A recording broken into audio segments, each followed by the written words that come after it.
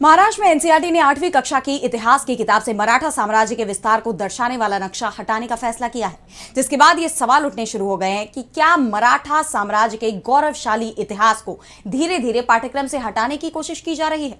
इस बहस ने एक तरफ पूरे राज्य में सियासी और सामाजिक तूफान खड़ा कर दिया है, तो दूसरी तरफ अब छत्रपति घराने ने भी मोर्चा खोल दिया है। देखिए ये रिपोर्ट। महाराष्ट्र के सतारा जिले से एक ऐसा विवाद सामने आया है जिसने राज्य की सियासत में तहलका मचा दिया है। एक छोटे से जिले से शुरू हुआ ये विवाद अब पूरे राज्य में चर्चा का केंद्र बन गया है। दरअसल एनसीईआरटी ने 8वीं कक्षा की इतिहास की किताब से मराठा साम्राज्य के विस्तार को दर्शाने वाला नक्शा हटाने का फैसला किया है, जिसके बाद राज्य में आक्रोश फैल गया है। शिक्षा और राजनीति दोनों ही क्षेत्रों से तीखी प्रतिक्रियाएं सामने आ रही हैं। लोगों का कहना है कि मराठा साम्राज्य सिर्फ इतिहास का हिस्सा नहीं, बल्कि महाराष्ट्र की पहचान, स्वाभिमान और वीरता का प्रतीक है। ऐसे में इस नक्शे को हटाना केवल एक अकादमिक बदलाव नहीं, बल्कि इतिहास के साथ छेड़छाड़ के रूप में देखा जा रहा है। तो वहीं छत्रपति घराने के सदस्य वृषाली राजे भोसले ने भी इस फैसले की कड़ी आलोचना की।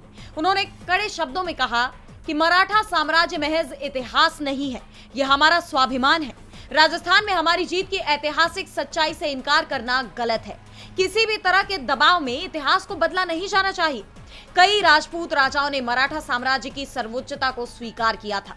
वो एक ऐसा ऐतिहासिक तथ्य है जिसे कोई नहीं बदल सकता। आखिर कौन इस इतिहास में हेरफेर करने के लिए दबाव डाल रहा है? किसी भी तरह के दबाव में इतिहास को नहीं बदला जाना चाहिए। सोशल मीडिया पर भी इस विषय को लेकर तीखी आलोचना देखने को मिल रही है। छत्रपति घराने के अलावा महाराष्ट्र के लाखों मराठी मानुष भी खुलकर इस विषय पर अपनी बात रख रहे हैं। सबका सवाल यही है कि आखिर किसके दबाव में यह फैसला लिया गया है। अब देखना यह होगा कि इस बढ़ते विवाद के बीच एनसीईआरटी क्या अपने फैसले पर कायम रहती है या फिर इस पर पुनर्विचार किया जाएगा। डीबी लाइव की रिपोर्ट।